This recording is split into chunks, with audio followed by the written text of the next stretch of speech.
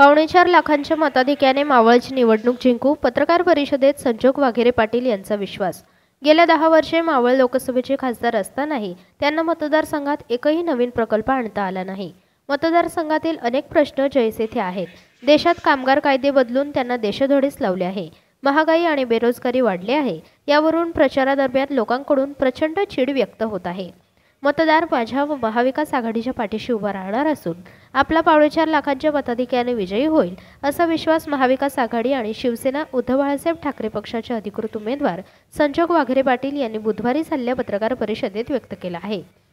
महाविकास आघाडीतर्फे आकुर्डी येथे झालेल्या पत्रकार परिषदेस शिवसेना उद्धव बाळासाहेब ठाकरे पक्षाचे जिल्हा प्रमुख तथा माजी आमदार ॲडव्होकेट गौतम चाबुकस्वार, शहर प्रमुख ॲडव्होकेट सचिन भोसले, महिला संघटिका अनिता तुतारे, सुशीला पवार, काँग्रेसचे शहराध्यक्ष कैलास कदम, महिला शहराध्यक्ष सायली नढे, राष्ट्रवादी काँग्रेस शरदचंद्र पवार पक्षाच्या महिला शहराध्यक्षा ज्योती निंबाळकर, आपच्या शहराध्यक्षा मीना जावळे, पदवीधर आघाडीचे प्रदेशाध्यक्ष चेतन बेंद्रे, ज्येष्ठ सामाजिक कार्यकर्ते मानव कांबळे, माजी नगरसेवक मारुती भापकर, प्रचार प्रमुख योगेश बाबर यांच्यासह पदाधिकारी कार्यकर्ते मोठ्या संख्येने उपस्थित होते। सिटी प्लस मराठीसाठी गणेश मोरे, पिंपरी चिंचवड।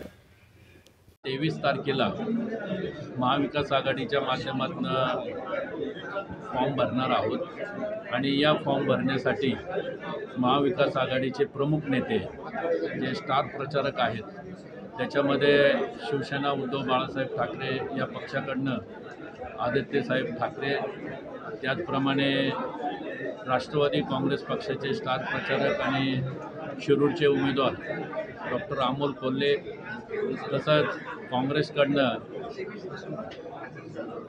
माणिकराव ठाकरे आपल्या महाराष्ट्र राज्याचे माजी प्रदेशाध्यक्ष, त्याचप्रमाणे इतर सर्व आम आदमी पक्ष असेल किंवा इतर काही संस्था आहेत किंवा इतर पक्ष आहेत, या सर्व पक्षाचे प्रमुख नेते मंडळी त्या दिवशी फॉर्म भरण्यासाठी येणार आहेत आणि हा फॉर्म 23 तारखेला आपण त्या ठिकाणी भरणार आहोत आणि त्या ठिकाणी सभा होऊन हा फॉर्म त्या ठिकाणी भरला जाईल आणि हे आघाडीच्या प्रत्येक प्रभागावाईज आणि प्रत्येक तालुक्यावाईज आमच्या मीटिंग झाल्या।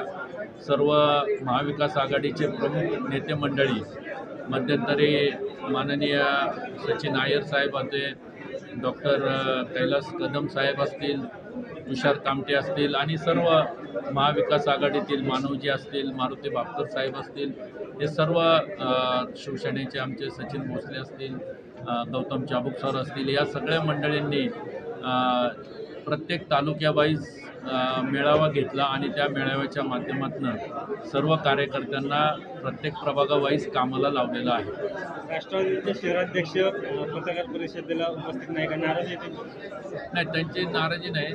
18 तारखेला सुप्रियाताईंचा फॉर्म भरणार आहे, तर त्यांच्याकडं एका तालुक्याची जबाबदारी दिलेली आहे आणि त्यांनी आम्हाला या ठिकाणी सांगून आमचे महिला अध्यक्ष या ठिकाणी आलेले आहेत आणि आमचे योगेशजी बाबर यांना त्यांनी कल्पना दिली की मला त्या ठिकाणी जायचं आहे, तर आमच्या पक्षाच्या महिला अध्यक्षा निंबाळकर ताई या ठिकाणी उपस्थित आहेत। उद्धव ठाकरे असं किंवा शरद पवार असं यांच्या सभेचं काही नियोजन आपल्या इथं करण्यात आलेलं आहे का? हो, झालेलं आहे आणि त्यांच्या तारखा आम्ही मागितलेल्या आहेत। ह्याच्यामध्ये जे प्रमुख स्टार प्रचारक आहेत तर या सगळ्यांच्या तारखा आपण मागितलेल्या आहेत। 1-2 दिवसामध्ये या सर्वांच्या तारखा आमच्याकडे येतील आणि त्या पद्धतीनं मग उद्धव साहेब असतील, पवार साहेब असतील, नाना पटोले असतील आणि सर्व आम आदमी पार्टी आणि समाजवादी पार्टीचे सर्व नेते मंडळी या ठिकाणी येतील। पवारने यांचे 25 लाख जे आहे नातेवाईक मावळ लोकसभेमध्ये आहेत, तुमचे किती आहेत आणि याचा फटका कोणाला बसणार? अहो, हे काय तुम्ही हा विषय बघा, हा प्रत्येक मतदार हा आमचा नातेवाईक आहे आणि प्रत्येक मतदार हा सुज्ञ आहे आणि हे सगळे त्याच्यामध्ये लक्ष घालतील आणि जे त्यांना करायचं ते त्यांना बरोबर करतील आणि ज्याला बाजूला ठेवायचं त्याला ते बाजूला ठेवतील। 25 लाख नातेवाईकाचा आपल्याला फटका बसेल का? मला नाही वाटत नाही। आणि काय करणार ते सांगतील ना ते. आम्ही तुम्हाला सांगू का, याच्यामध्ये कामगारांच्या बद्दल तुम्ही विचारा, शेतकऱ्यांच्या प्रश्नांच्या बद्दल विचारा, नवीन कारखानदारी या ठिकाणी यायला पाहिजे होती ती बाहेर गेली त्याच्या बाबतीत तुम्ही बोला, पाण्याच्या प्रश्नावरती तुम्ही बोला. ह्या सगळ्या गोष्टी जर तुम्ही शेतकऱ्यांच्या बाबतीतल्या विषय आहेत, तर सगळ्यांचं आरोग्याच्या बाबतीमध्ये बोललं पाहिजे, तरुणांना रोजगार मिळाला पाहिजे या बाबतीत बोला. तुम्ही नातेगोत्यांमध्ये कशाला अडकून पडताय? नातेगोतं ज्याचं त्याचं आहे. आज या ठिकाणी देशामधला प्रत्येक याच्यामध्ये मी कुणाचंही नातेगोत्याचं कसलंही राजकारण आजपर्यंत केलं नाही, इथून पुढेही कधी करणार नाही. आणि राहिला विषय हा निवडून येण्याचा विषय मतदार राजा घेणार आहे आणि मतदार राजा सुज्ञ आहे. आणि आज देशामध्ये चाललेले जी अराजकता आहे, किंबहुना महाराष्ट्रामध्ये, किंबहुना मावळ तालुक्यात, मावळ जिल्ह्यामध्ये, मावळ लोकसभा मतदारसंघामध्ये ह्या अराजकताला कुठंतरी थांबवावं. आणि त्या दृष्टिकोनातून या मावळ लोकसभा मतदारसंघातील प्रत्येक नागरिक, मी आज तुम्हाला अतिशोक्ती नाही, मी प्रत्येक भागामध्ये फिरतोय, प्रत्येक तालुक्यामध्ये फिरतोय, प्रत्येक जिल्ह्यामध्ये फिरतोय. आज 2 जिल्हे आपल्याकडे आहेत, रायगड जिल्हा आणि पुणे जिल्हा. या दोन्ही जिल्ह्यामध्ये आणि प्रत्येक तालुक्यामध्ये फिरत असताना नागरिक अतिशय त्रस्त झालेला आहे. आणि या महायुतीच्या बाबतीमध्ये अतिशय वेगळ्या पद्धतीनं त्या ठिकाणी तो बोलतोय, ते मी या ठिकाणी जाहीरपणानं बोलू शकत नाही.